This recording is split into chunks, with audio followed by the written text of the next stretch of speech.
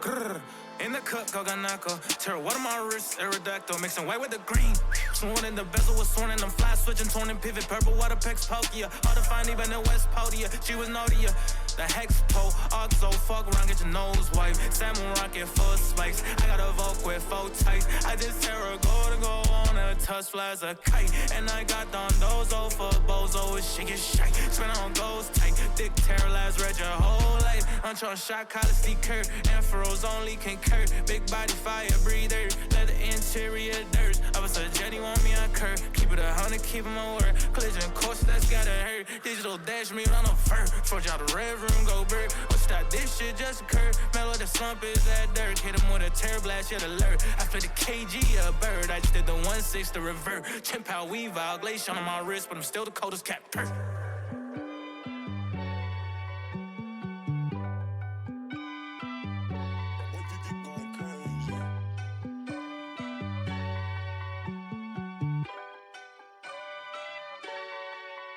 Reminiscing 2013 that summer. They went like Butterfly, Pidgey, Retada. Pokey aiming, but my shooter not gonna. Blunder my dog on the mic, I can't blunder. Huncho, I'm only smoking on the bomber. Pack the rice like the Richard Piana. Fuck with the Don, you gon' end up Ivana. Keep it in the pocket, can't get scum, mama. It's true, it's true, it's true. Wanna be the very best, I can't be number 2. Thankful for my brothers, make my dreams come true. 100,000 on 100,000, I still choose you. Don't matter if it's 100,000 on 100,000 on 100,000 on 100,000 on 100,000, I still choose you. Oh, I didn't turn the microphone off. What a great day. Is everybody very excited in the evening? My goodness, I'm consuming God. Has everybody noticed this? We're going to hit 20 before the end of the month easy. We could hit 25 if we wanted to go crazy with it, but we'll talk about that in a second. We are live on Twitch. Everything is working. 3 viewers. This is big. God, we'll get to this too. I've done some other things too. The last stream ended with us not reacting to a bunch of Cowboy Bebop videos. I have since watched a bunch of these videos, so we can talk about some of these videos. I've even made notes about them. In fact, I only watched the Glass Reflections ones. But they were interesting in a way, so we can get to that. But yes, capital B badass over here when we've got this guy and this guy and this movie. We're not allowed to say anything about any of the things I've been consuming, I'm pretty sure. Unless I check when the last time we streamed was, and if I'd done things before that, we can see it. Star Wars sucks. That's got to be true. What a film. Can you believe it? About this film and these guys. Can't say anything about that. These guys we can say something about. The great Larvitar. The great... Oh, no, it's not Crustle. It's Dwebble. The great Coblinks or whatever this is. This is a new Pokemon. I don't need to know its name. Stunfisk, Roggenrola, Woobat 1 and Woobat 2, Gibble. Then we've got Colossal's middle stage called... It's going to be... Colcart or something. And then the Great Moncargo over here. Now, where is the Great Moncargo here? Is he on the back? Is he supposed to be on the Colossal thingy? Or is he supposed to be in the wall? I don't understand. Looks cool, though. We got the Great Heracross flying away.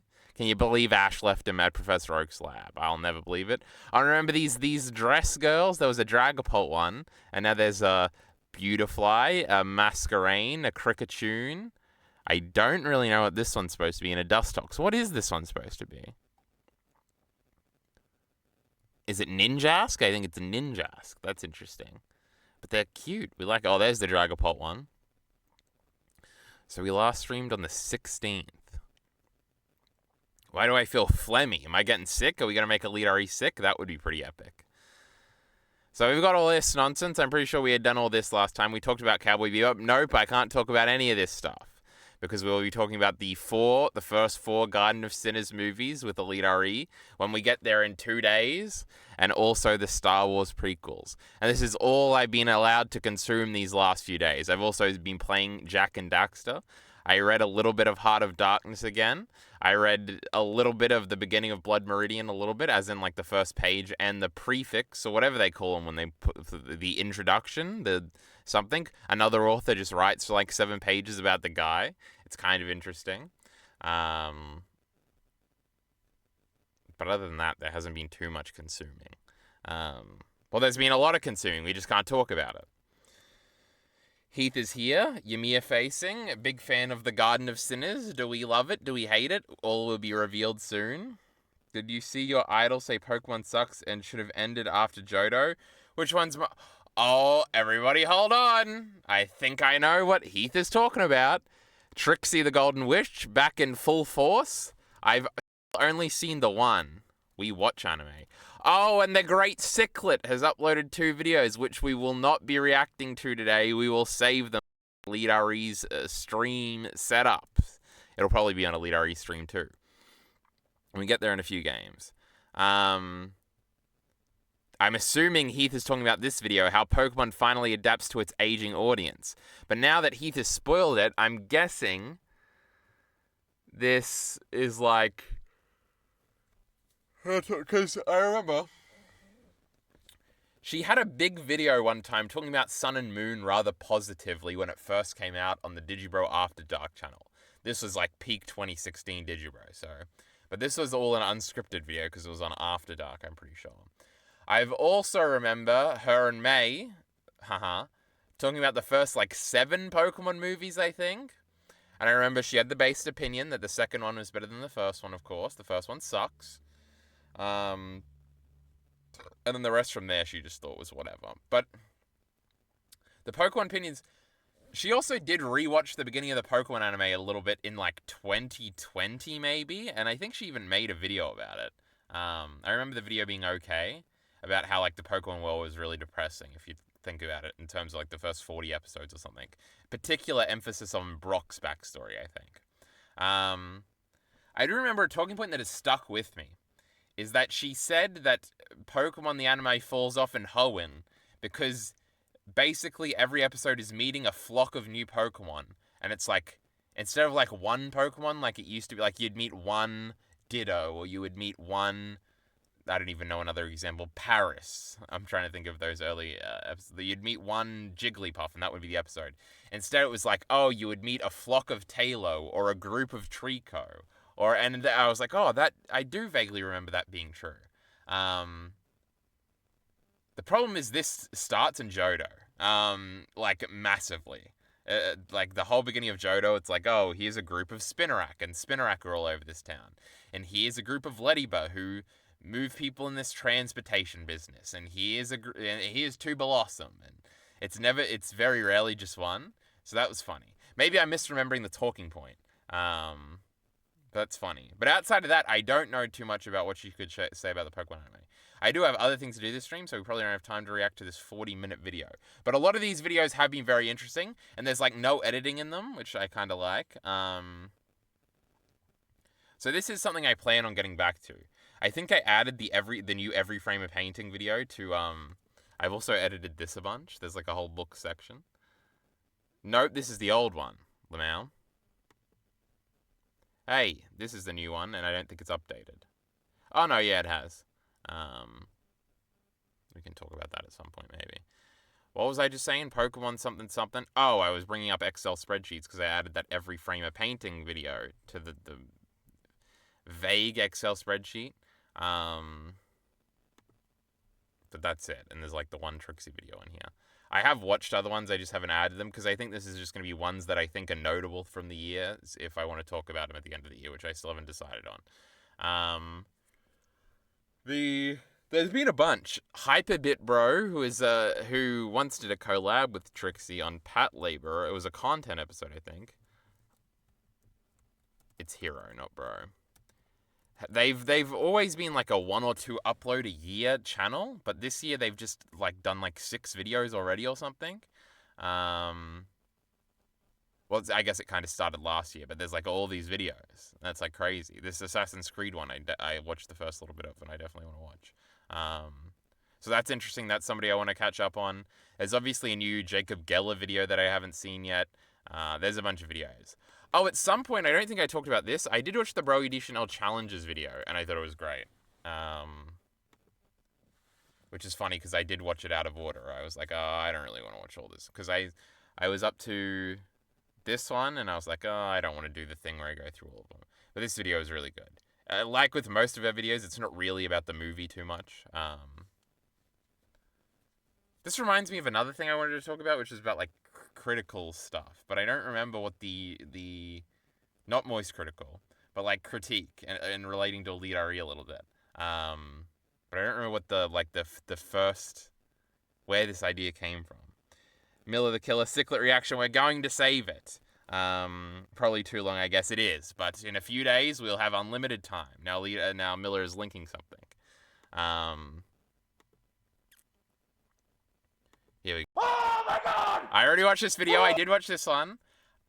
Miller overhyped it. It is funny. I don't think it's like the funniest donkey video. This opening bit might be the best bit in the video. The oh my god! This bit. That's the Switch one. Which was really good.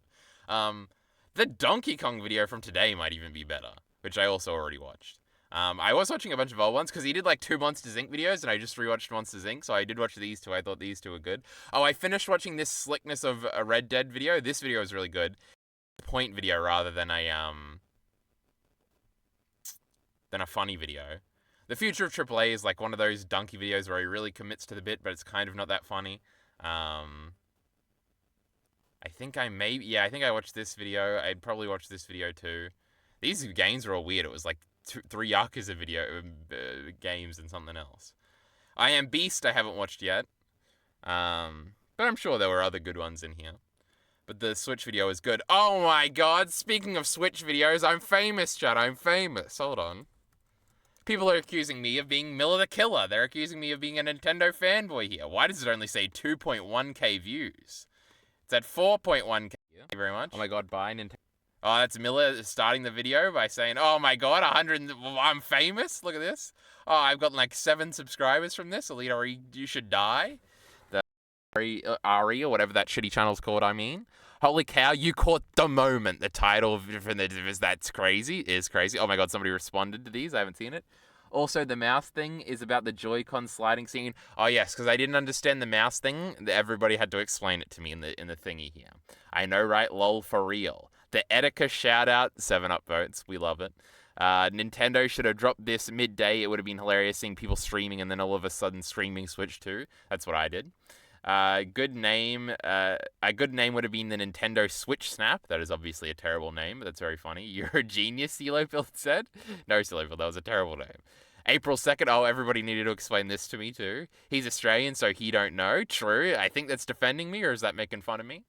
You thank Xbox for this is a stupid comment. This is a PlayStation fanboy trying to say you thank Xbox for retro compatibility, even though PlayStation did it first. Yeah, for the PS2 70 years ago, not in modernity.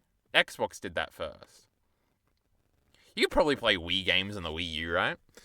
But you know, what a shitty machine. Nobody gives a fuck about either of those systems.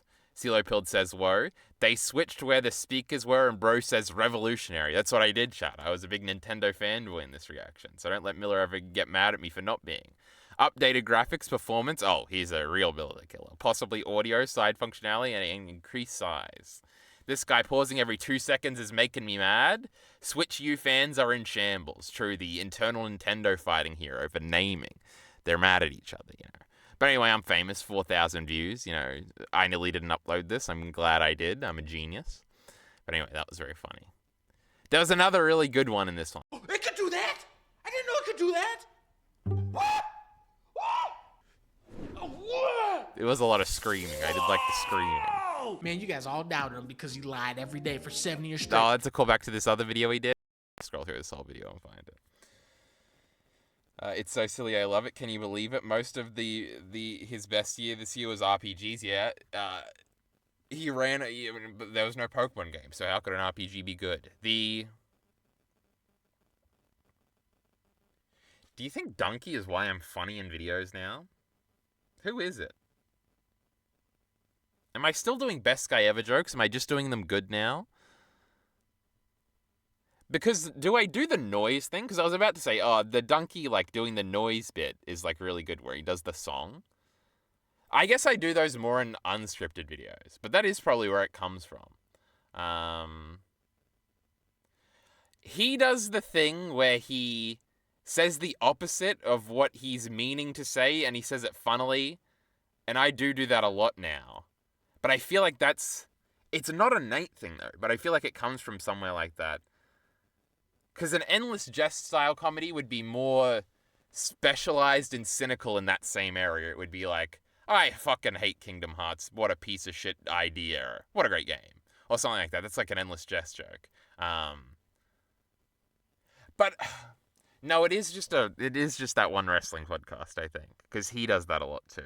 Where it is like, I certainly do the thing he does where I'll be like, when I open the Intergalactic video saying, fuck The Last of Us Part 2, like that's definitely a him joke where it's like, oh, obviously it's this thing I really like, but the people that would be like steadfast with me and that's also a thing they really like, and they probably don't like this thing as much yet, and for me to say that it's just like a funny little fucking with everybody thing. I don't know. Who knows with influence? It all blends together, chat, you know? Can you believe it? Oh, I read that one. He's changed so much just to convert Carl. Nothing PlayStation does gets this much excitement. Oh my god, did you see the great Intergalactic 2 trailer? What a great trailer.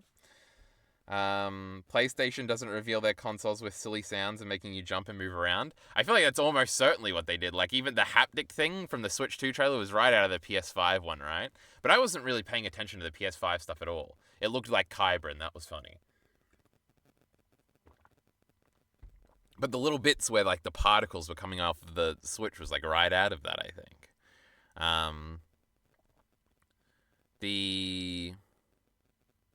Oh, while we're talking about games, we may as well, like, the one game thing I have here is... Oh, this isn't updating. Whatever, it's about Assassin's Creed Shadows. Because Assassin's Creed Shadows is coming out, part of me wants to, like, structure this into a secondary ENT video. Maybe I'll do it at a different time. There's, Assassin's Creed Shadows gets made fun of by the Tyrone Magnus crowd, who is the face of the anti-woke to me. Because it has the black guy protagonist of Japan. It is the intersection of a lot of, like, cultural stuff. It's very interesting. I think it's a big test on whether or not, like, the market is actually anti-woke. Which I think the answer is probably yes, which is very scary in a lot of ways, of like a swing back that could happen in general art. Because obviously, like, progressive slop, I feel like is, like, pandering progressive stuff is almost certainly better than, like, conservative pandering stuff or, like, anti-woke pandering stuff. Like, I would take the most annoying calling everybody racist red tuber over, like, Nerdrotic or something, or the Critical Drinker or something. Like, these people are probably a lot more interesting. They probably got way more interesting ideas. And, like, this other group is just, like, literally what we were all doing in 2016 when we were fucking 13, except they're all 40. And it's really annoying and dumb. Part of me always writes it off as, like, oh, it's just a bunch of old people who are discovering what we did, like, 20 years ago. And now they think it's, like, cool because they have no semblance of what is cringe and old. Because I think about, like, one of my aunts is kind of like this, and, like, a lot of, like, especially, like, my 30-year-old cousins or something are all like this, and et cetera, et cetera. Like, all the old wrestling people are like this, all this stuff. But old people don't play video games, right? So it's like a test. Because the whole thing is like, oh, Concord failed because it was woke, or did Concord fail because nobody likes live service games at the moment, and because the market didn't want another hero shooter. Well, obviously Marvel Rivals has come out and has filled this hero shooter itch a lot, and that's kind of obviously not true. Why is this glitching out? And then there's also, like, it's like a separate thing of, like, oh, well, the character designs were ugly and stuff like that, and whatever. So it's kind of like, was it or what? And Assassin's Creed Shadow could definitely be another thing of, like, because the go woke, go broke thing has been, like, a talking point forever, but people were saying that with, like, Miss Marvel or whatever, and then that made, like, $1 billion, and same with, like Black Panther. But that was all a long time ago, and that was sort of the beginning wave of it. And most things are a pendulum, right? They swing back and forth. So it might just be this is, like, the apex of the... Also, if this Assassin's Creed game, like, doesn't do well, I'm pretty sure Ubisoft is literally going out of business, or they're, like, selling it, which is very interesting as well. You know, I'm keeping up with my Kind of Funny podcast, so I know everything about the video games industry. But they delayed it to March. It will be very interesting to see what happens here. Because it is possible that, like, the game could be good or something and still fail because, like, Assassin's Creed is, like, a dying brand, which it does feel like. I don't know. It's like an intersection of a lot of interesting conversations. I honestly don't think it'll give a definitive answer. But obviously, the more important thing is this is probably going to bold. Intergalactic is probably coming out in so many years. Like, it's like minimum 2 years to the point where we could already have swung back by then. And I think because it's a Naughty Dog game, like, a gameplay thing will come out and it will look really good. And, like, most middling people will probably want to defend the game in some sense. Especially when it seems like it's not going to be a third-person shooter or anything like that. And it seems like they're really harping on about the, like, more Jak-style combat or something, which is interesting and weird. But it will obviously be, like, a divergence point. And this is also, like, I talked about the sacred symbols thingy getting ratioed. Just going to bring it up. They have since done 2 episodes. I'm like an episode behind. But their fan base is still very mad at them. And it's funny because they also do sort of defend the Assassin's Creed game. And it's so interesting that, like, I feel like I've said this before, but this channel is born out of, like, it was a anti-woke hysteria thing. Like, the perception was that Colin Moriarty got fired because he made a joke where on International Women's Day he tweeted, it was like women were protesting something and basically it was a day without a woman where women wouldn't go into work or they wouldn't, like, cook for their husbands or something. And it was like this is why you need us stuff. And he tweeted on that day, he said, #day without a woman, peace and quiet. Or it's like a dad joke about how women yap a lot and now everything's cool. And then the tweet gets blown up. Obviously, the gaming industry, especially the online gaming journalist industry sphere, is very progressive. They don't like this. Everybody gets mad at him. And then Greg Miller tweets something about how he sort of disavows it. And then he leaves, and then he starts his own company, which is this company, and he has one of the biggest Patreons in the world because he gets like $30,000 the first month or something. He hasn't actually done anything yet, just because he goes on Dave Rubin and Joe Rogan and talks about this and gets a lot of eyes on it, etc., etc. Plus, obviously, this is kind of towards, like, the very end of Gamergate, so there's a lot of persuasion here. This is also at the heart or the peak of the sort of anti-SJW movement right before it started to dip down, because this is like early 2017, I think. But that's really not true. Like, Colin owned like an equal share of Kinda Funny. He chose to leave. They had been talking about him leaving for like months before that. He had started doing like different things and not being on shows as much and tried to make some video essays and stuff like that. He was very much changing it, and he was trying to do more politics central stuff. And I think he had already started this channel, etc., etc. But obviously the perception is that first story of, like, he got fired, which he didn't. He got forced out of his company, which he didn't. Because he made a dad joke and the woke mob got mad at him. We didn't call him the woke mob at the time. And I think that's bled into it. And in some senses, you can see how that would still be maintained. Like, whenever you watch a Kinda Funny show and they talk about, like, video game industry layoffs, they always say it with a very sad tone, and they're like, man, it really sucks that these big companies are squeezing out the little man and firing their workers. And obviously they know a lot of these workers because a lot of the video game industry, especially the Western video game industry, all live in San Francisco or whatever, which is where they're like stationed and stuff like that, or broadly in California, which they visit all the time, LA. So they're always like, oh, this fucking sucks, and it's always thing. But when Colin, like, hears about it, he's like, good, these companies are bloated. Like, he doesn't say fuck them. He's like, oh, it sucks that people lost their jobs, but, like, obviously this is probably better for the health of the video games industry or something. Colin has always self-identified as a conservative too, even though he's really not. And he's very much not, like, a Trump guy. But it's like, the split is still sort of like, people perceive him as, like, the conservative guy, and then his audience, I think, does too.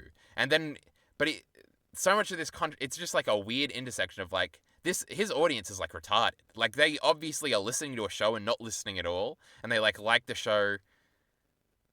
Like, he doesn't like Donald Trump. He's, like, defending this Assassin's Creed stuff. He's, like, one of the biggest Naughty Dog, like, fanboys of all time, second to only me. He, like, loves Neil Druckmann. He defends Neil Druckmann constantly. He, like, wrote a whole big history of Naughty Dog piece when he worked at IGN that was, like, the most extensive thing ever done, or whatever the fuck. That he's, like, personal friends with all these people. And, like, recently he was on the side of the developer of that Tales of Kanzaro Zao or whatever, the, like, African game that everybody got mad at just for being African. He, like, befriended that guy and interviewed him and stuff like that. He's just, like, consistently on the, like, the side of, like, the woke people. And then his audience is still, like, surprised every time it's just, I don't know. I don't know why I'm still yapping about this. You guys probably don't care about this. But, like, there is, like, a fracture happening. And it is happening, too, with, like, the Elon Nazi salute or whatever that happened today, where it's like, okay. And, like, the Sam Hyde stuff turning on Vivek, and I saw Sam Hyde did another video today talking, called Dear Vivek or whatever. I think we're in a very interesting sort of, like, culture war landscape where everything is about to, like, shift a lot. Like, I feel like Donald Trump is going to do some crazy shit first on, and sort of the middle people who are like, Kamala's a robot. She doesn't even go on Joe Rogan. I feel like those people are probably going to slowly turn on Trump, and maybe the conservative stuff a little bit. I think we are opening ourselves up for a massive, much edgier, lefty arc, like BreadTube Part 2, where I feel like it'll be like a bunch of Kyle Kalinskis running around, where it's going to be like Luigi is based, crazier left. I think it'll be much more class focused than sort of like intersectional focused like the last one was. I don't know. It's like a bunch of things are fracturing. I wish it happened like 6 months ago. I don't know, it's weird. Whatever, let me reach out. Yeah, like, even the leftists are tired of generic, realistic-looking... This is absolutely not true. This is just Miller trying to put his Nintendo shit into this. Nobody is sick of, like, realistic-looking games. This is never going to happen. Every big game is going to be a AAA game. Obviously, Fortnite is the big exception, but Fortnite is its own special thing, and people keep trying to follow it, and they don't. I guess you could say Marvel Rivals is like that, but every big game, like the next Call of Duty is not going to have this cool little art style. When Need for Speed did that with the cool art style one that everybody thought on the internet seemed cool, it like sold terribly. It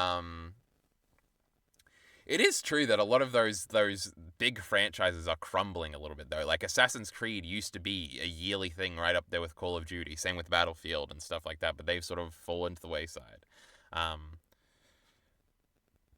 But people are not going to get sick of photorealistic graphics. There's a reason why photorealistic graphics exist. There's a reason these companies pander these people. It's because this is what sells video games. Now, it is possible we are getting to a point where it's sort of like nothing is impressive in that field anymore, where like the big PS5 Pro thing is that it like more particles and background details look better and there's better lighting because video games still can't figure out lighting or whatever, as they always say. That is possible, but like... the wider video game industry is never going to be like Nintendo. Nintendo only gets to be Nintendo because it's a Nintendo and it's like a self-fulfilling prophecy. Like, there's no way in 10 years that everything isn't like photorealistic again. Like, there's still like a vast majority of people that when Metroid Dread comes out, everybody's like, you paid $60 for a game that looks like this? Bleh. Mario Kart and like a 3D Mario get away with it because they're like, it's just like Mario. So Mario gets away with it. Like, Pokemon looks like shit. People will complain about it always. Same with Metroid Dread and stuff like that, even though Metroid Dread does look great. I seriously doubt this will ever happen. Just look at that Donkey video. I doubt he's anti-woke or anything. Yeah, but the Donkey video is like 3 layers. The Donkey video is actually what people pretend Sam Hyde is, where it's like, he's like making fun of it for being samey, but he's not making fun of it for being woke, because in the very next video, he addressed that at the beginning, where he's like, no, that wasn't, he made a joke where it was obvious that wasn't his intention. There is definitely a trend in that sense of, like, the sword thingy, which he is definitely hitting on, where it's like, oh, every game is a dude with a sword now. But this is just sort of like the Souls-related stuff. Even Souls, to that point, is, like more photorealistic and stuff like that. Even if there are crazy monsters and shit like that. The increased popularity of anime, comeback of Nintendo and nostalgia for old games contributes to it too. I think these are all because it's very specificized. It's always hard to like remind yourself that the internet is not reality. And obviously it's increasingly becoming reality, I think. Like to the point where this internet bred like anti-woke stuff is like the stuff that I'm talking about now. But there is an insular thing where it's like, oh, there has to be a better example than Metroid Dread, which isn't that big of a game in the grand scheme of things. But it is like, I feel like in our space, everybody would be like, obviously this game looks great. But I feel like if you were to show that to any of your like IRL friends, now I know Miller's IRL friends are all fucking media idiots like him, but if I was to show that to my IRL friends, they'd be like, what is this fucking jumping game? Why are you jumping in a video game? Like, we shoot in video games, kill yourself.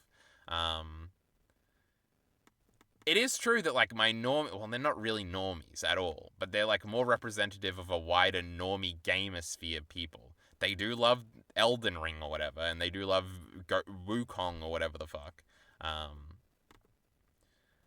But I don't think they're I feel like it's like less than 1% of gamers, current modern day gamers, have played a game that wasn't on the PS4.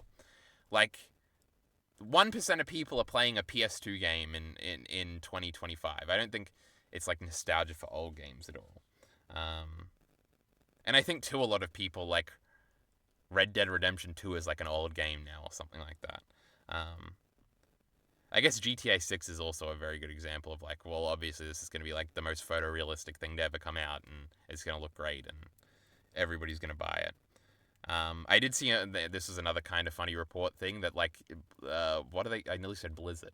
Rockstar is preparing to make $3 billion on GTA 5 in the first year, which is fucking insane. That's like, that's more than all the movies in their lifetime in the first like year. Is crazy because people be buying the online shit and stuff like that. It's crazy. But yeah, the anti-woke crowd is probably bigger than the reasons I just mentioned. A fundamental thing to the anti-woke thing is, first of all, there's like a thing of like, oh, you're not saying the obvious, or like the common sense thing where it's like, obviously boys can't turn into girls. Back in the day, boys didn't turn into girls. So it's like a, and I think again, it's like a, in our space, obviously we're like, trans people are fine, whatever. But in that space, they sort of feel like bigger companies have already assumed that they're all in that, but they aren't, and they're just like, to most people, it's just like crazy. Like even my like good-willed, like 40-year-old cousins who have like kids and stuff, if you were like, they'd be like, oh, this trans craziness or whatever. Now they don't actually have an opinion on it, but that is what they would say rather than trans rights or something like that, just because it's something they don't understand. And obviously there's like older aunties that'd be like, what the fuck is going on nowadays? And then they would say, these fucking minorities, except we don't say that in Australia, we just say the slurs. And these fucking trans people. It's wacky. But yeah, and a massive component to that is like perceived nostalgia of like, oh, it was simple back in the day, but it's not. But that is kind of the quintessential example, because on the internet, we are all like very self-aware of that idea and sort of make fun of that idea. And then we kind of all hypocritically like indulge in it. Like, oh my god, at the Intergalactic trailer, it said Crash Bandicoot, and then it said Jak and Daxter, then it said Uncharted, then it said The Last of Us. I love Naughty Dog. I can't wait for the next game. Whereas like, it works. But there's like a self-awareness there to like, well, that's just a video game, I don't take that too seriously. Like, obviously, it's rose-tinted glasses, etc., etc. Things in my childhood went nicer. I think that self-awareness is, like, beaten in by the sort of media spheres we exist in. And to normal people, that's never going to exist. Of course, they're always going to think, like, when they were young was better. Because they don't have to deal with the problems of when they were young. They just deal with the memories, and they have the problems now, and etc., etc. So the, like, nostalgia and lack of self-awareness or like necessary, there's no reason to be self-aware about nostalgia. Like there's no real downside. It's interesting. I haven't seen any conservatives rethinking after the Elon salute. Any examples? No, but you will that's the biggest part, is that people have to go 3 months without thinking about it, then see something like that, then they will turn. And especially when the left getting edgier, especially on like Twitter, will help, because my Twitter feed, when that happened, was all negative Elon things. Now, obviously, this is all algorithm stuff, etc., etc. But they all had big likes and stuff like that. And it's a lot of people seeing, see, you guys didn't care, and look, you voted for it, and you're defending a Nazi salute in the first day. Now, obviously, this is all in-group leftists, like, liking their own shit. But that has to look bad to middling people. And the important part is that, like, I feel like there's, like, a block of, like, I don't know, in America you would say like 10 million voters that like float back and forth between the two. And you can just see it. Like, nobody ever says, unless they can get credit for it, that they switch sides. Like, in the initial wave of BreadTube, there was a lot of people that came out and said, I fell down the alt-right pipeline, Chris Ray Gun did it to me, and here's my video about it. And it's like, oh, now that we can get credit for coming out of it and explain the phenomenon of what happened to us, now we will talk about it. But it always happens that way, because it always is, you're really into something, you sort of get a little bored, you slowly leave over the course of like 3 months, like I went from watching 3 hours a day to 1 hour a day, and then I would check out a video every other day, and there's like a new thing you start watching. And then 3 months later, or it could be like 6 months later, you see a thumbnail shitting on that guy. And you're like, well, he probably didn't do anything wrong. You ignore it. That's one check. And then they get in a big controversy. And then the new guy you're watching comments on that controversy. And then you see a clip of that old person you used to watch. And they're saying some shit they used to say 6 months ago when you were into them. And you're like, haven't you moved on, bro? Haven't you changed? This is cringe. And so you sort of get oh, that's kind of cringe. And then they say something stupid, and then you can write them off as like a bad guy and like, oh, I've grown past them and let me get away from this, and now I'm with the new guy. And rinse and repeat the cycle. When I was a Digibro fan, I thought Digibro was the smartest. And then obviously it went into the Destiny stuff. And initially I was like, fuck this Destiny guy. And then you think back on it and you're like, silly Digibro, etc., etc.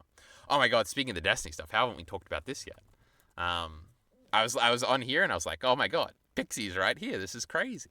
But Miller the Killer will remind me to talk about that when I get to the bottom of chat. But yeah, it won't be... Now, I'm sure there's one conservative that saw that today and was like, damn. Now, also, it is entirely possible that he didn't mean to do it or something. Because it is crazy. Why would Elon Musk do a Nazi salute? Like, that's insane. Or is he... I don't know. It's just like... And... Elon Musk has a lot of fans, but he also has a lot of anti-fans. That's a Destiny talking point word there. Haters? That's a bad word. I don't like that word either. It's very easy to switch, I think. I don't think there's too many very hardcore Elon Musk fans. I think they just like his tweets because, like... But even that, like, he had that fight with Asmongold, which probably, like... Now, if you're an Asmongold fan, you think twice about Elon Musk. And now, if you're a Sam Hyde fan, you're too edgy for Elon Musk, and Elon's, like, a boring centrist guy. And then there's, like... Obviously, the visa stuff, and people really, like, the shitting on Indians thing is becoming an increasingly big thing. And there's just, like, it can fracture to where, like, most people are probably like, oh, yeah, that Elon guy, he's always with Trump, I love him. Like, the hillbillies or whatever. But again, it's like those 10 million, like, that's enough in, like, the little thingy where, like, is a Sam Hyde audience member going to vote for the guy after Trump that's hanging out with Elon Musk? Or are they going to be like, we liked Trump, we don't really like Elon, fuck this guy, and then they stay home, and then the Democrats win the next election by 2 million votes or something, et cetera, et cetera. It depends. You can look at the Game of the Year nominees from last year. Literally none of them have photorealistic graphics. All of them are cartoony and Chinese aesthetic. Well, first of all, that's the Game of the Year conversation, which is very different to, like, being... I'm very specifically talking about being successful. Like, it's not like Balatro 2 is, like... Now, I'm sure it made a lot of money, but, like, a Balatro is not going to save Ubisoft. But also, like, last year was a big thing about how nothing, like, came out, right? No big AAA games really came out. Like, you had that Star Wars one that didn't do too well. There was probably a Call of Duty. the big meme was that Astrobot was the only Sony game that came out last year, right? Or was there a Battle Concord obviously came out, et cetera, et cetera.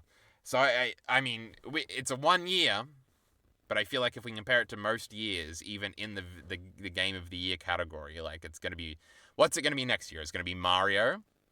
It's gonna be, which doesn't count. Mario never counts in this conversation. It's gonna be fucking Ghost of Yotei or whatever. It's gonna be, there's other ones, because I saw somebody on Kind of Funny predict all of them, and I was like, that's probably 100% true. That new Elden Ring game, etc., etc. And also, I would count Elden Ring as like a photorealistic looking game. I definitely think that counts. Like, that's that same style. Well, it's not. It's a distinctly different style, but it is like high fidelity, like pushing the envelope stuff or whatever in terms of graphics and shit like that.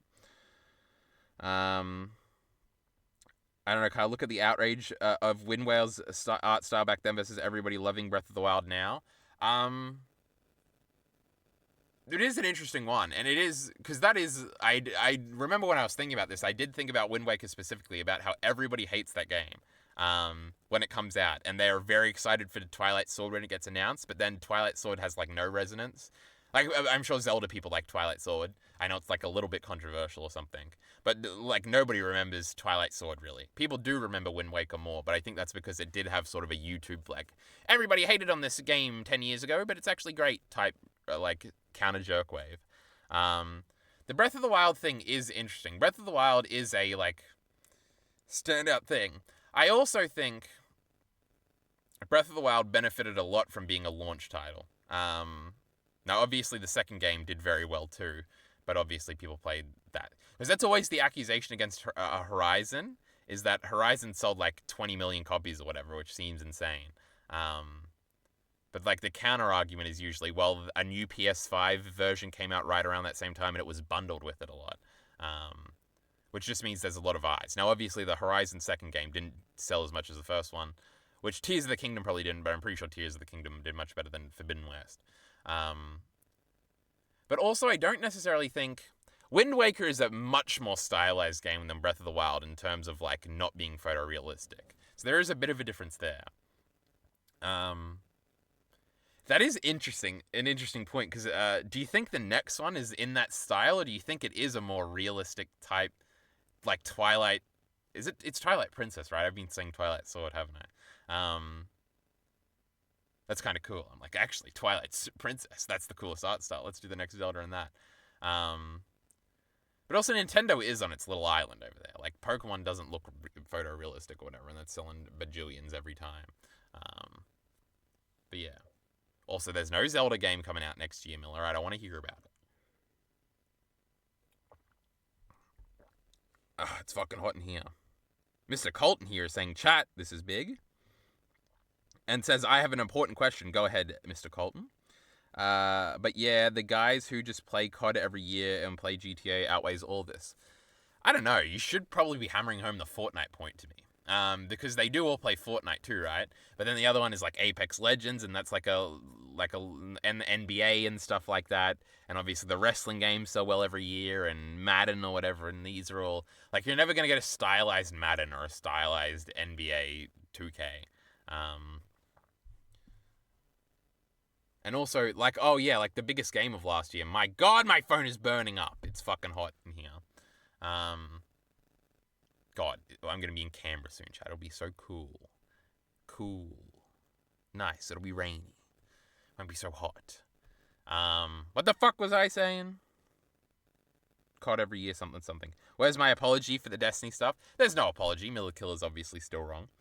Pretty sure it's confirmed that they found Elon's 4chan account where he praises Hitler. I feel like that's literally impossible to confirm, right? That's the whole point of 4chan. Yes, the Destiny stuff. I lied somewhat earlier because yesterday was when I saw all the anti-Elon stuff. Today, my Twitter feed was just Destiny stuff, which was very interesting. I can't, like, show it. The Destiny stuff is the great Pixie, who I used to defend all the time, which was very funny. It plays well into the accusations from Miller the Killer here. Pixie is an old Destiny orbiter who hasn't streamed in like years, but would appear on Destiny's stream like constantly. Like, yeah, there's literally nothing here. I don't know if she's deleted them since. Basically, there was a big leak where I think it's confirmed now that it was just a person. Because the narrative was somebody leaked Destiny's DMs with them. Like, it was like this girl that he was trying to sleep with or whatever. And the funniest part was that she had a Mushoku Tensei profile picture, which is very funny. We can just click on the Twitter. Then the narrative became that somebody had hacked her account, like a 4chan or something, and then leaked it, and she hadn't done it, and she was saying she didn't do it. There were like two important things. Well, one of them's not really important. Well, it depends on who you talk to, whether or not the Lauren Southern stuff is important. Basically, it confirmed, and there was always a schizo theory, specifically on Kiwi Farms, that Destiny and Lauren Southern were like nearly married one time. There's so much to explain here. Destiny used to be married to this girl named Melina. They had like 17 fake breakups where they ended up getting back together. And one of the big ones was around the time where Destiny was collabing with Lauren Southern a lot. And so people were like, oh, it's a Lauren Southern thing. But Destiny was always saying, no, I'm not sleeping with Lauren Southern or anything. Kill yourself. And then eventually Lauren Southern like went away and Melina came back. And then they broke up later for a whole different reason. But there was a schizo theory on Kiwi Farm specifically where they lined up a bunch of things and like Destiny will take certain time off and he'll like fly to do things. And it's like, oh, they were in the same thing and Lauren Southern didn't stream on this day and they're always together and like this and this and this and this and this and this. And so there was a big, and basically in the leaks, that was kind of proven true. And there is like leaks of like Lauren Southern and Destiny talking in Discord about whether or not they should get married and him saying I got to break up with Melina or something. Now, some people think this is like a big bad thing because Destiny shouldn't be with Lauren Southern because she's like a Nazi girl or whatever the fuck. I don't think most people care about this. Most people are just like, oh, Lauren Southern's hot, can't believe he got that. Or whatever the fuck. Now, obviously, there is like platforming things. And there are some people that are like mad that Destiny denied it all over the whole time and that he lied or something. None of that really matters. In those leaks also were a bunch of sex tapes of Destiny, mostly with Melina, and there was one video which was seemingly with this girl, Pixie. There was also another threesome one, which was with another girl that I don't know who that was. Actually, I think I do know who that was. I think it's like this one girl Melina used to stream with all the time. I think, was her name also Melina or something? It was something funny like that. But that doesn't matter. Anyway, Pixie here is an old Destiny orbiter. From like 2019 or something. She was big in like the Twitch debate space. She wasn't that big. She was probably like a couple hundred viewer streamer. But she'd been around for a long time. Then in like 2020, no, yeah, it probably was. Joe Biden got accused of like molesting a girl. And Destiny was big on like the defending Joe Biden. That girl's name was like Tara Reid or something, I think. This is a long time ago. And Pixie was very much on that girl side, and they had a big argument about it. And Pixie like left for like 2 years. And then eventually Pixie sort of came back in the Fresh and Fit era. She went on that, what's the white guy Fresh and Fit podcast? I wanted to say the Anything Else podcast. The Everything Else? I don't know, the one in California with the doll and whatever. What is that show called? Anyway. She had like a big thing on that where she like owned a dude or something. Or at least that's the perception in the Destiny fanbase. And then she came back a lot. She was in the studio all the time. I don't think she was specifically on anything else episodes. She was on the election stream. She was on a bunch of streams leading up to the election stream. She was like a big person. The understanding was also that she like, whenever there was this actually originated with some stupid shitty Destiny all the time. Destiny, when he was really big in the Twitch sphere, and especially when he was going on like all those Raj shows, the Austin shows now, the joke was that like Destiny had a harem. That like whenever he would be on one of these shows, like he would have like 4 girls in booty shorts like walking around in the background with Melina, and that he was sleeping with all these girls or whatever. And like he would go on these dating shows and always win them and stuff. And The big Raj show was like the Rajula or whatever, and like it would be like a streamer and girls, and they would choose like the winner. And Destiny was the only one that like provably got laid from that show or whatever with Invader V, and they went to TwitchCon together, and they were dating for a little while, etc., etc. So there was this big reputation, and then Pixie showed up one time, and she like was mad that people were saying she was in Destiny's harem, and that's originally when Destiny banned people saying like Destiny has a harem, which is very funny because it was getting in the way of him actually getting laid. And so he stopped doing it. And so the big talking about now that was that, like, oh, he wasn't sleeping with this pixie girl. 4 years later, it seems like he was, which is sort of a little funny thing. So there's a leaked tape of them is one of the leaks that came out in the thing. After that, she, like, locked down her Twitter and stuff. And I vaguely remember her, like, posting some supportive Destiny thing. Though that's a big thing, and I don't remember specifically. That would be relevant to what's happening now. She came out, like, yesterday and said that she's, like, yeah. On November, the streamer Destiny non-consensually shared my nudes, making me a victim of revenge porn. I will be suing him in federal court. And here's the story. I actually haven't read this at all. But obviously, it's like, I basically know, whatever. I basically don't know, actually. But then, obviously, a bunch of people have come out today. Like, Mr. Girl obviously did a big, like, page thing on Destiny being sexually whatever. I didn't want to say proactive. Bad! Especially with the one crazy Anna girl. And obviously, he gets to come back now and looks very good. Lav has been back, who, you know, I'm obviously a big simp for, which is funny. I think I might have liked it. I don't want to show my Twitter likes because that could be crazy, but she said, like, it was her taking a screenshot of a YouTube video where it was like, it's always the ones you expect the most or something. You know how people usually say, oh, it's the ones you expect the least that are always doing it. And it was just like, oh, it's always the ones you do expect. And I thought that was very funny. The point is, this all makes Destiny look very bad. But then I was like, oh, he's probably will explain his way out of this somehow.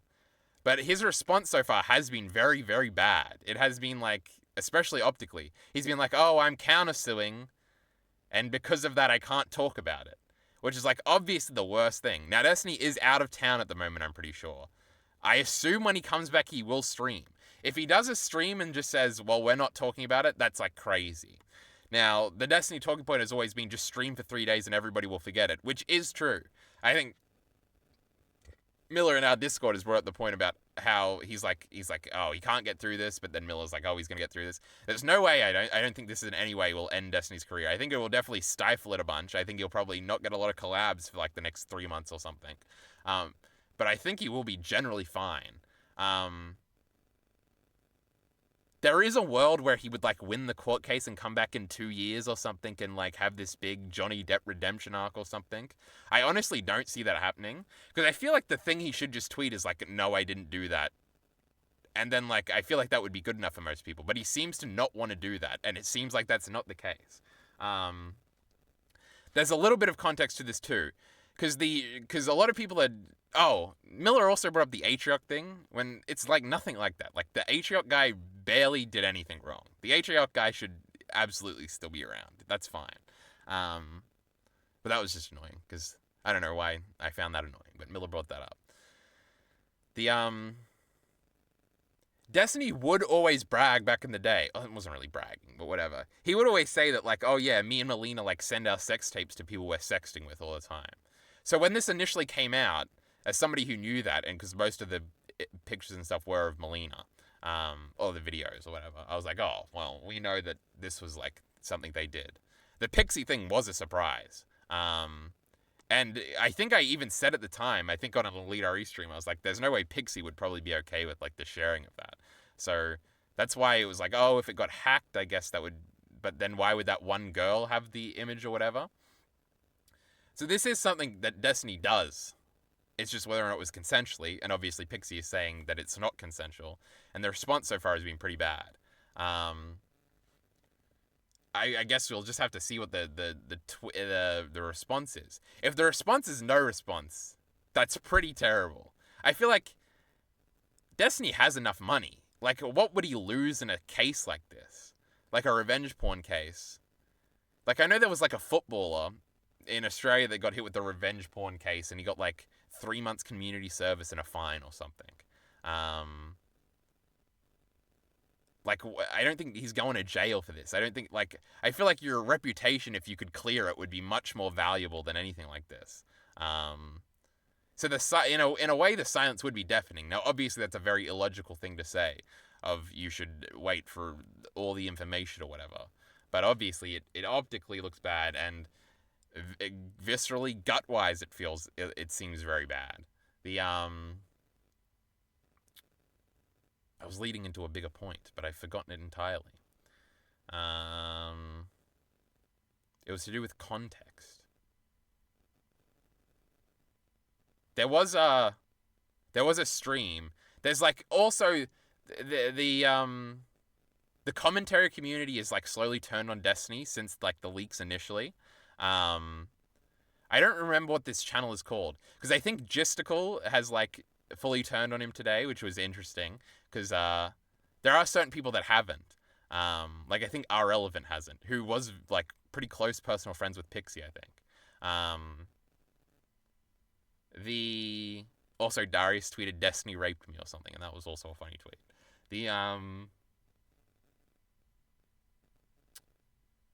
What the fuck was I about to say? Oh, there was like a stream with one of those commentary people, like Q-Man or whatever the fuck, and it had like Lav, Mr. Girl, Dan, Irrelevant, and Cherry on it. I was like, oh my god, this would be great content. But I haven't watched it actually. Because I think Lav was recently on a Destiny is Actually Okay binge a little bit. So it's funny if she's just swung back again. You gotta love her. But we'll have to see. Oh my god, I see Miller right in comment says, I watched a bit of Dan versus Mr. Girl and Lav took me back. That's what I was just saying that.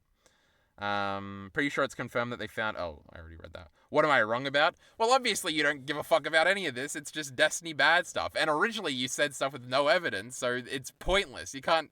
It's like literally the math example of you being like, the answer's obviously 365 with a remainder of 3. And then, like, it came out that was true and you're, like, trying to brag about it after the fact. I watched a bit of the Dan versus Mr. Girl and Lav. Took me back. It did. Also, President Sunday's call with that guy was hilarious. The way they were too scared to tell each other what they knew. President Sunday is, like, obviously, like, the worst.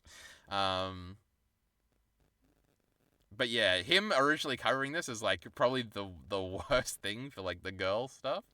Not the Mr. Girl stuff. But yeah, just President Sunday. What a wacky young man that guy is.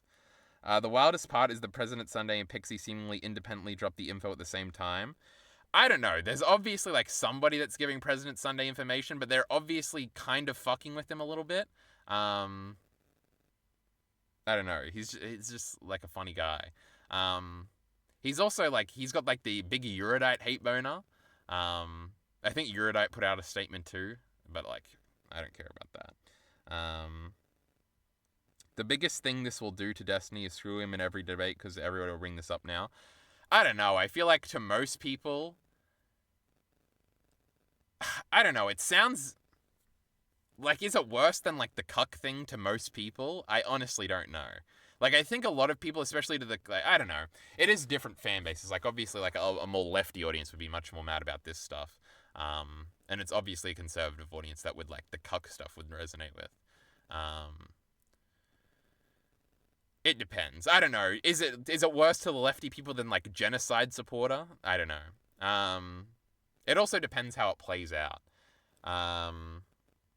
It is weird. I don't know who would collaborate with him. Like, I'm sure, like, Fresh and Fit on their podcast would be like, man, Destiny will beat those allegations. They're fake or something.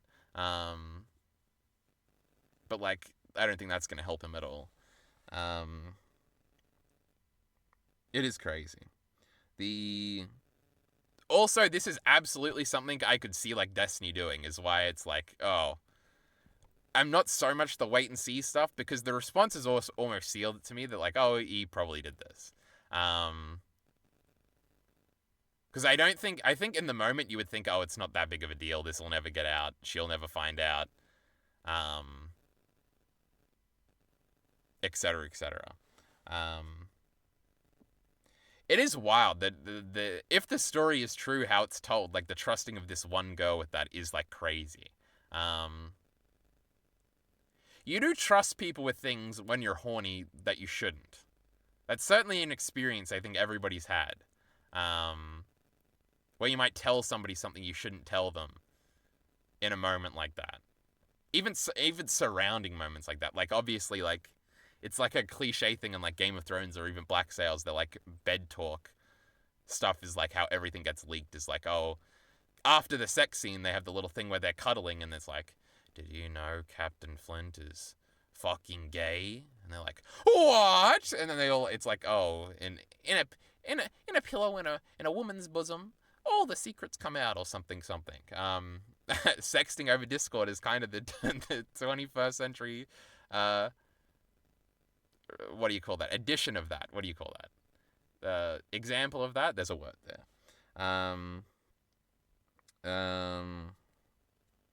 There's leaked DMs of Destiny pretty much admitting it was non-consensual. Now, this is what I've heard. I haven't seen this stuff, though. I think the only unknown is legally if him sharing it with that Discord girl counts as him sharing it publicly, because that's what the lawsuit's about. Well, that sounds pretty stupid if that's the lawsuit. I wonder if there are, like, hard and fast laws about, like, showing somebody's nudes to somebody else in a private setting. Obviously, that's, like, a pretty big social faux pas.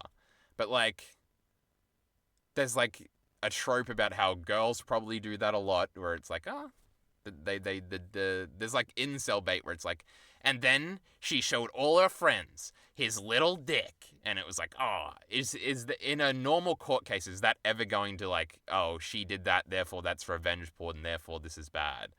Now, obviously, this is leaked online, which means the lawsuit really doesn't matter at all, right? Like, nobody's gonna really care. I don't know. I say that, but then there is, like, if Destiny wins the lawsuit or something and comes back, like, even on that Mizkif drama, like, the fact that he won that lawsuit does, like, save him a little bit, in the eyes of a lot of people, I assume.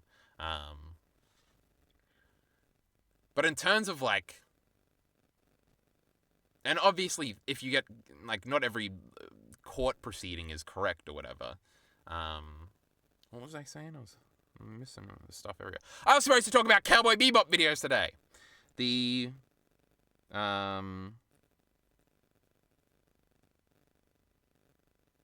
legality of sharing it. And yeah, there's, like, I remember, like, guys in specifically my grade 9 math class, at the back of class, like, sharing nudes they'd gotten from, like, girls.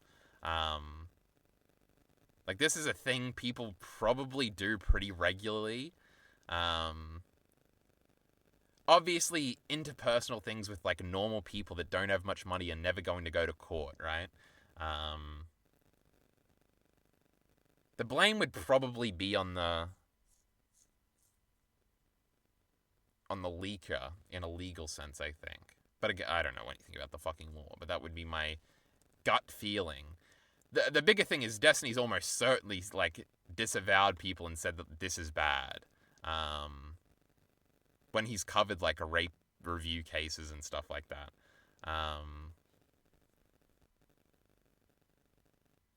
It seems like it's like really stupid, but I don't know. The horny mindset will make you do anything. And obviously there's, like, stupid things, like maybe he thought, like, when how explicit do you want to get? Maybe he thought his dick looked bigger in the Pixie video, so he wanted to send the Pixie video to the girl. Maybe he thought he came better in that video, so we sent it to the girl. Like, these are things you consider when you're sexting that you probably wouldn't, like, obviously remove from the sexting mindset is like, what are you doing? This is obviously gonna fuck you over in 17 different ways and is really stupid. But people do stupid things when they're horny all the time. Where are we up to? I assume Pixie didn't consent. You assumed she did because you're so porn and OnlyFans brained. That's what happened. No, you're an insane person. Pixie has tweeted many times about potentially opening up an OnlyFans before, so Miller absolutely didn't know that context. Now, she has always said it would only, like, Pixie has always been a very, like, conservative girl in that sense of, like, she's never liked talking about sexual stuff even when she's been asked it pretty explicitly at times. She's like, oh, I would just post cute cosplay pictures, and then she was trying to figure out where she would post that, and she posts them on Twitter sometimes. I'm sure you can find them in my Twitter likes. But no, it has nothing to do with that. Like, this is completely different. I assumed, at the time, I definitely assumed Pixie consented, because why would progressive Destiny share this stuff? That's so stupid. But yeah, it's different. I haven't read her response, but it seems like Eurydice is the only one sticking with Destiny. Always knew she had no morals and will leech off Destiny no matter what. I don't know. I don't really get leech vibes off Eurydice. I just think she's like, I don't know. I just don't like Eurydice. I think she's annoying. There's... I assume Dan, in like the 3 seconds I watched of that stream, seemed to be like the... Me and Alita already talk about this all the time. Dan is really dumb a lot of the time. And I think he thinks he's getting away with things that he isn't, and everybody like sees through. Where I think he was trying to do the things of like, I do disavow it, but then still trying to like be like, oh, you guys are actually the bad guys here, or something like that. So Dan will probably stick around, I think. It seems like our Relevant, for whatever reason, would stick around. Obviously, it's like optic suicide right now to stick around. Destiny can be vengeful, so maybe they're like, oh, well, Destiny will win this drama in the end. So, I don't know. I feel like the best thing would just be to shut the fuck up. I did see people shitting on Nicholas Diorio for coming out late, but then I did see tweets from him disavowing things. I did see Turkey Tom made a video today, but I didn't watch it. I haven't watched a Turkey Tom video in like 4 or 5 months, I don't think. No, it hasn't been that long, but yeah. I don't think there's a Chud Logic video. I'll fall asleep to that when it comes out, I imagine. He'll be streaming pretty soon, he usually does. But he's been on the anti-Destiny train for a long time now, so... But even then, he'll probably just say, dumb girl, like, I don't care, because he, like, does the misogyny stuff a lot. We were going to watch Star Wars videos today, we're nearly out. I think the biggest thing is that, like, it does, like, all of the anti-Destiny people get to come out now and be very right about a lot of things, or seem like they're very right about a lot of things, including Miller and stuff. Where it's like, oh, Lav and Mr. Girl, like, what a great day. Cherry, too. It will be very interesting if Lauren Southern finally says something now. There were also clips recently where Melina seemed to be indicating that she wasn't okay with some of the images being out, even though she had said on stream, like, back in the day that she was okay with it. Which was also interesting. I don't know if she'll come out with a more direct thing. The thing is, even if Destiny did do something wrong, I do think he is clever enough to, like, appear like he wins in the end. Like, I feel like there could be, like, some manifesto thing where he's like, this. Or he could just focus it on all the people that are, like, speaking up now besides Pixie and win somehow, and, like, concede the Pixie point or something. It will be an interesting response. I will say, Miller does bring up the, like, will you still watch him thing. And I think I said, like, a month or two ago that, like, oh, it doesn't really bother me whether or not, like, the person I'm watching is, like, moral or something. I will say I did, like, because he is out of town, he did upload, like, some interview things he's been doing recently, because Destiny content has been pretty terrible. Since the election, and even before the election, it's been pretty boring. I was like, oh, I don't really want to watch these videos right now. So maybe it will entirely be an emotional thing of like, do I want to watch this guy? We'll see. Today the answer was no, and I did just listen to my great whine about it instead, which I think I'm tier 2 because I was listening to something where they introduced themselves like, oh, welcome to all the tier 2 patrons. So I don't know how much fucking money I'm giving QT Cinderella and Maya Higa. Oh my god, I'm such a Twitch fan. I just like the whole Maya Cinnavod like yesterday. That was great. What was it? They were hanging out with those boys.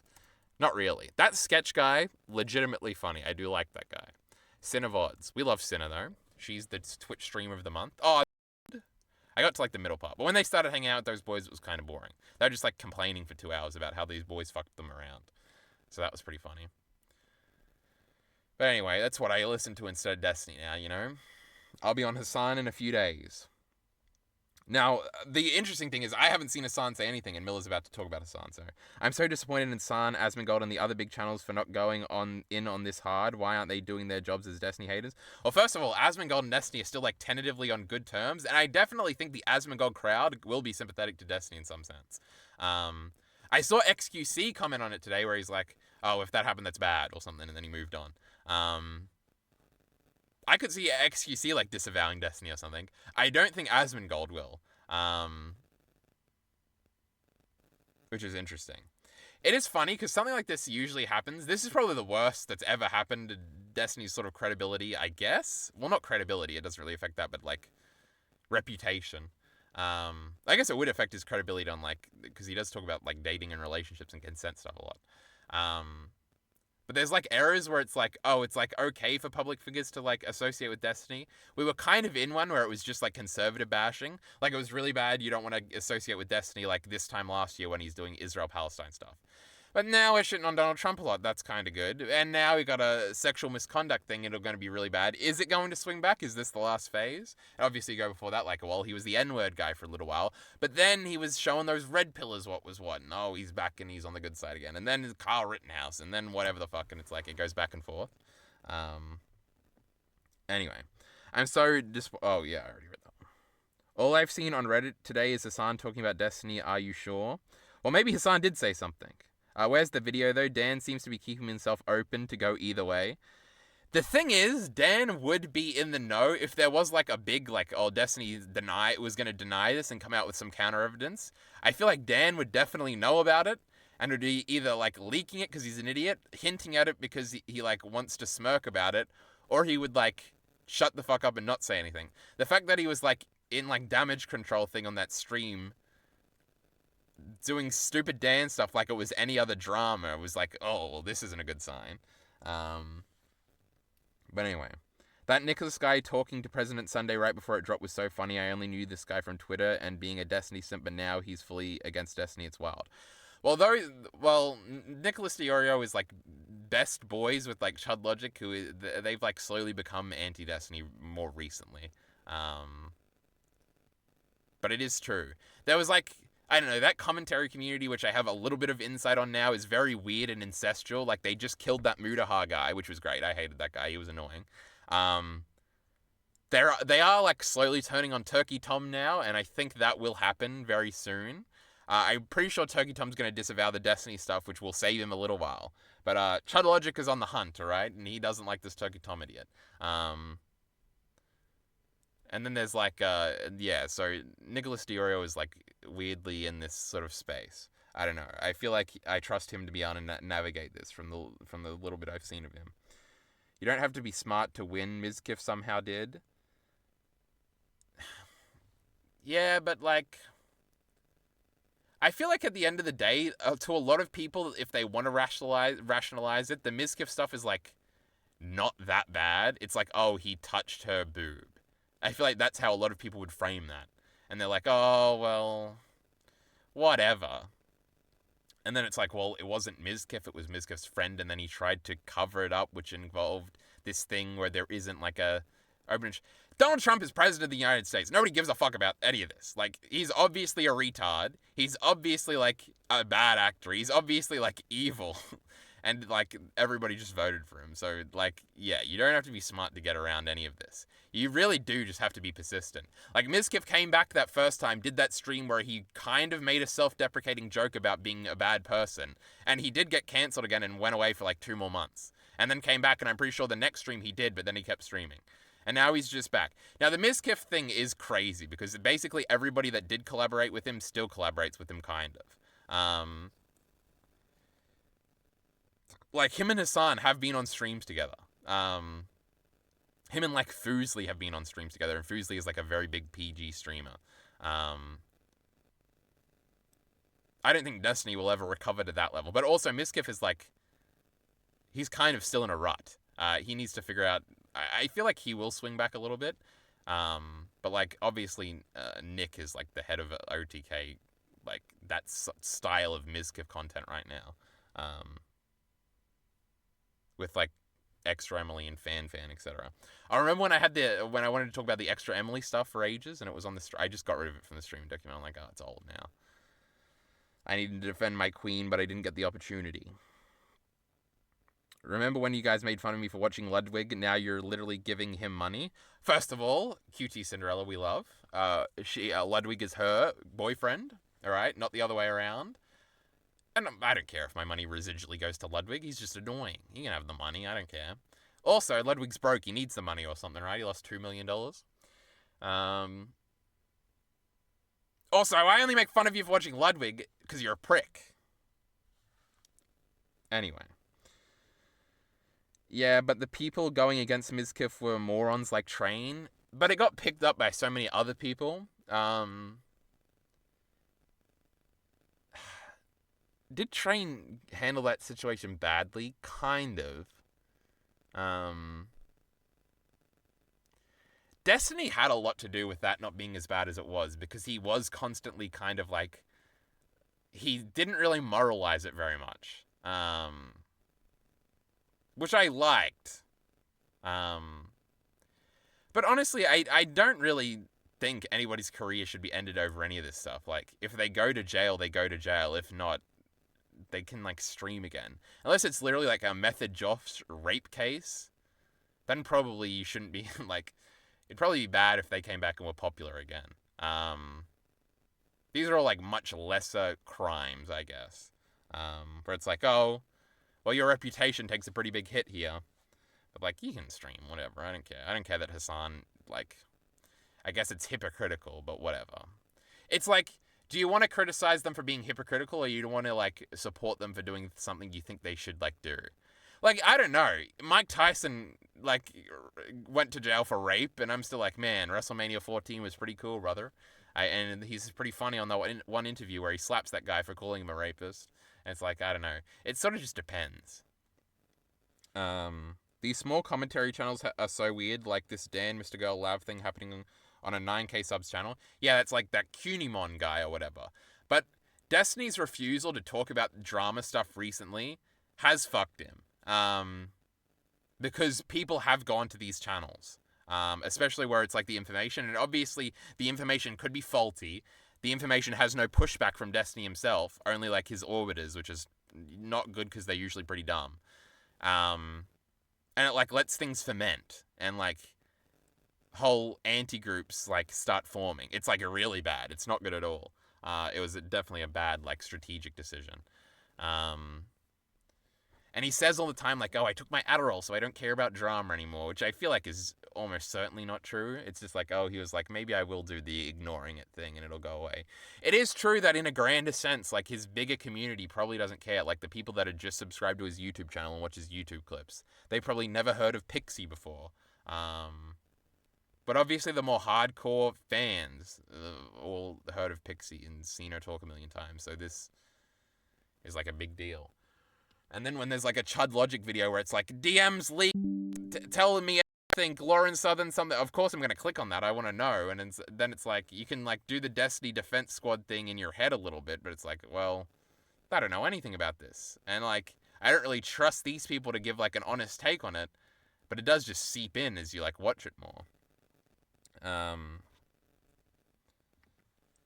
It really depends. I love the OTK tactic of having somebody step away from the company, but they're still clearly in it. Both Mizkif and Asmund did the exact same thing. Well, they're still in it. That's like not really the point, because that Tips guy is the one that like runs the business end. And Asmongold and Mizkif right now really don't do anything for OTK. They're just kind of in it.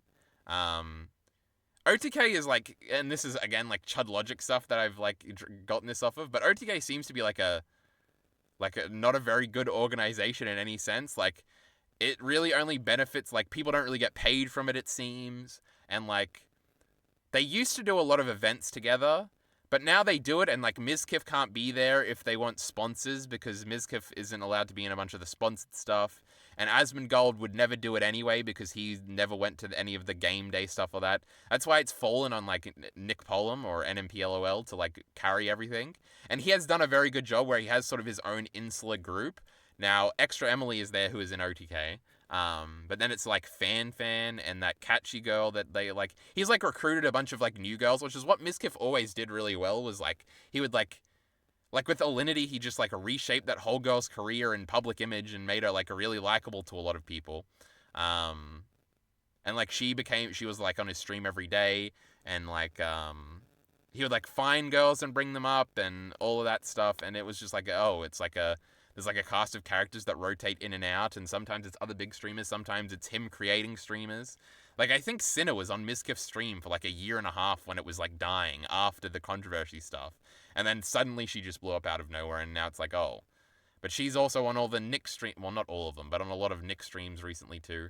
I know the streaming world is very interesting, and sort of the orbits within it, and how like somebody like Maya, who used to be in those orbits all the time and isn't so much now, like if she was to go onto a Nick Pollum stream, like it would be like a big event, because it's like, oh, like nostalgia from 3 years ago coming back, and they're still vaguely in the same circles, and they're still vaguely friends and stuff like that. I don't know. It's all like it really depends on the moment. Like Mizkif was OTK for a long time because he just was a very big streamer. He was, for that period right before the controversy, where he was having a lot of guests, and he was, every big OnlyFans girl, every big e-girl was like in his room. It was like a big thing. And I don't know, it's like a pendulum thing.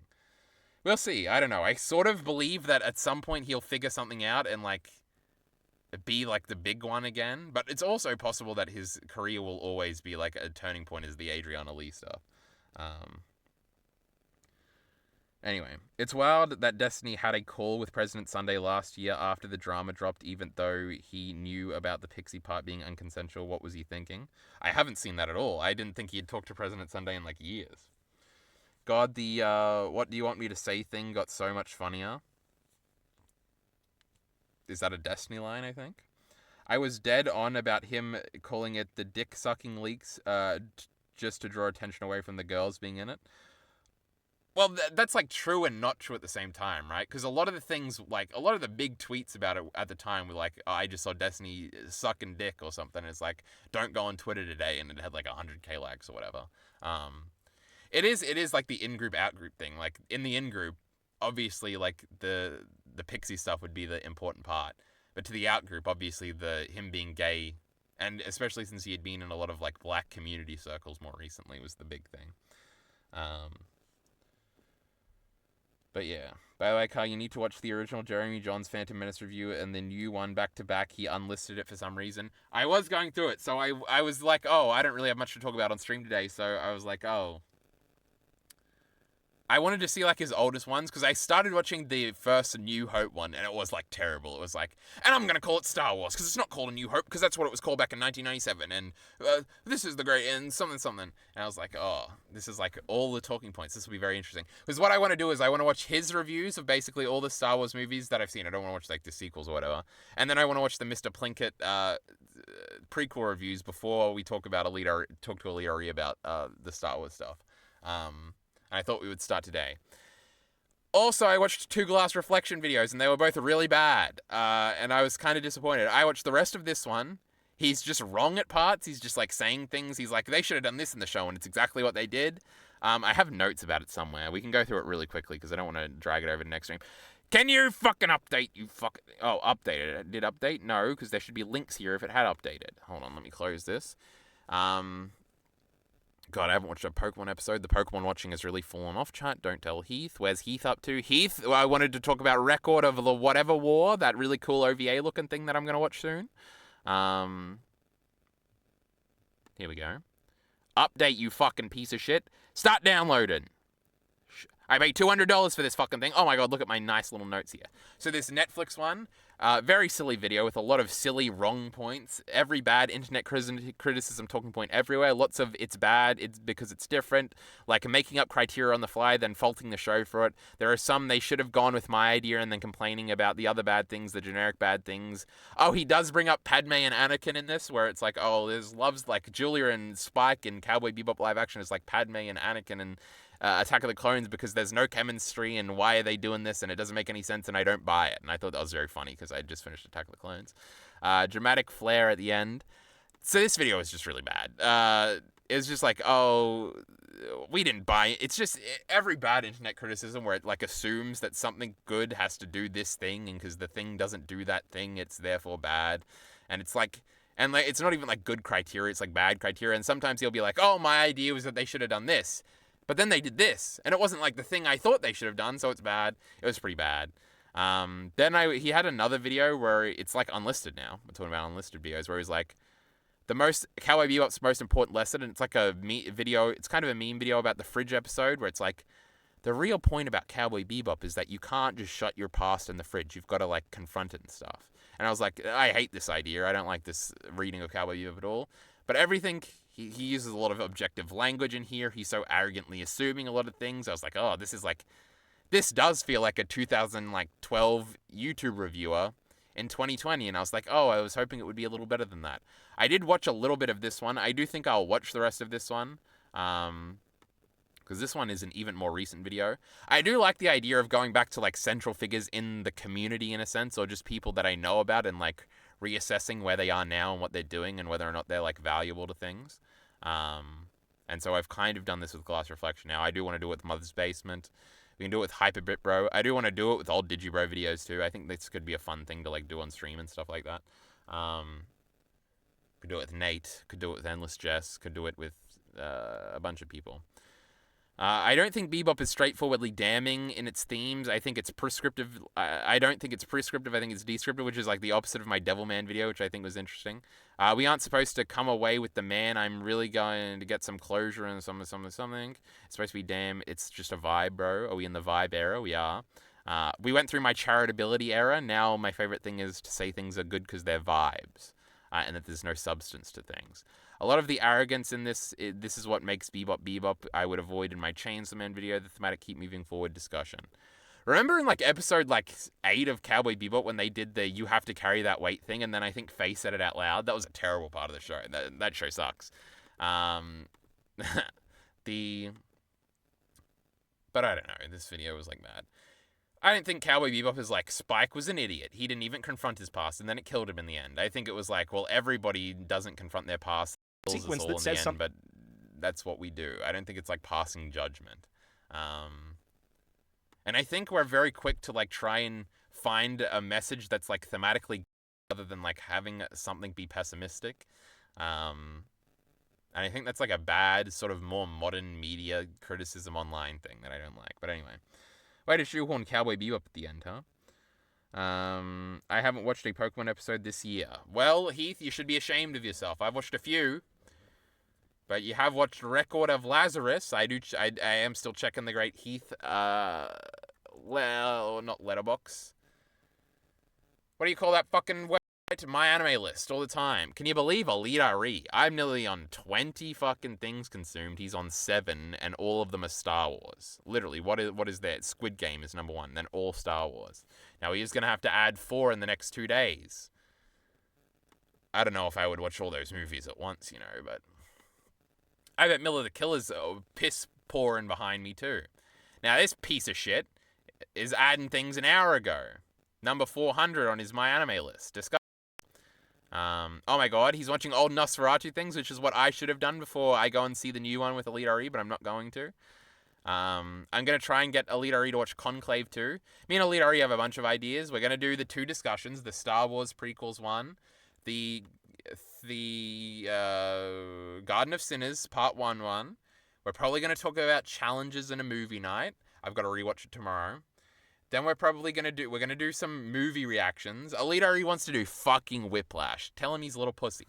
He told me we're only allowed to react to popular movies so we can get views. Like, that's the point of any of this. Embarrassing. But I did come up with some ideas. I was like, oh, let's do Heat. That's like a popular movie and one that I really want to watch. Then I was like, I'd rather do La La Land than Whiplash. But now I think I'm kind of like, all right, we'll do Whiplash. Bunch of the old ones on here. I was like, oh, these are kind of popular. So you should tell us which movies to react to, chat. Maybe we should do fucking Citizen Kane. Let's do it. We could do Grand Budapest Hotel. What a movie. I was like, maybe we should do like Gangs of New York. That's a Scorsese movie. That's really popular. Heat. We want to do Heat. But you know what this fucking loser is going to say? He's going to go, I've never heard of either of these movies. They must not be very popular. Fucking idiot. Even though they're two very popular movies. It's a Martin Scorsese movie. Everybody's heard of it. I did look up like reaction videos, and there are like 100K ones to both of these movies. So I don't want to hear any fucking excuses from this elite idiot if I'm doing Whiplash. None of these are very popular. We can't be doing this. Why do we have to do popular movies? Let's do Rear Window. Anyway, that's the stream. I'm sweating. React to In Brew. What the fuck is that? I don't know what that is. I don't know if Elite RE is going to stream before we're there. And by we, I mean me. But we could discuss this on his stream. Because I'm not streaming again. The next stream you see from me will probably be on YouTube. But me and Elite RE will be sitting in little chairs. Making out or something. It's going to be crazy. So get ready. You'll have to stare at my face for a whole stream. Isn't that gay? I don't like that one bit. Maybe I'll wear a mask or something. Anyway, it's hot in here. Laptop's going flat. What a productive stream. What did we talk about? Just politics. What did I talk about at the beginning before the Assassin's Creed stuff? I don't even remember. Anyway, we'll see you then. We'll see you in Canberra.